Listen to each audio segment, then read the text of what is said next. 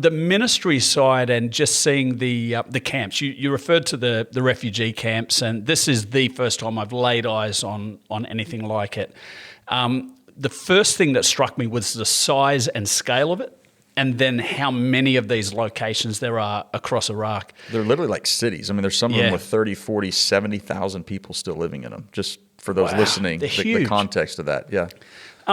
And I think I was asking questions about why are they still intense, and I think you were telling me a story about how the United Nations that set them up, but then sort of left them there and forgets about them. Is that right? And then they're just not looked after. And so organizations like World Compassion have to come in and then provide all the extra things that they need because they're not being looked after by the government authorities. Yeah, there's a baseline where the UN will come in and they'll set up camps, they'll provide services, they'll help people, try to get integrated into society there. But then it literally is an army of NGOs from all around the world, Europeans, Australians, Americans, Brits, all these people coming in to try to help, not necessarily Christians. Some of them have a religious agenda, some don't.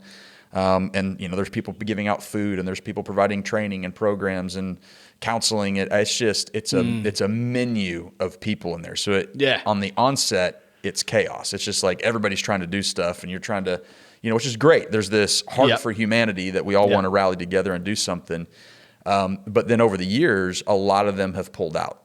It's not in the news media anymore. It's not as urgent. People kind of forget about it. Something new happens in the world and people's eyes turn to that, and rightfully so. But at the end of the day, we turn around 11 years later, 12 years later now, and there's still tens of thousands of people who were once in Syria that are displaced, that are now just living in northern Iraq, and we call them refugees. But at what point, after 10 years, you're living here? Like you're kind of a resident now. And then it's not fair to the local Iraqi government, because how are they going to fund and take care of this literally influx of hundreds of thousands, if not millions of people? Their economy can't, jobs, all these things. And so how do you all of a sudden launch new life for all these people that had life at this level and now they're living here? Yes. That's a struggle.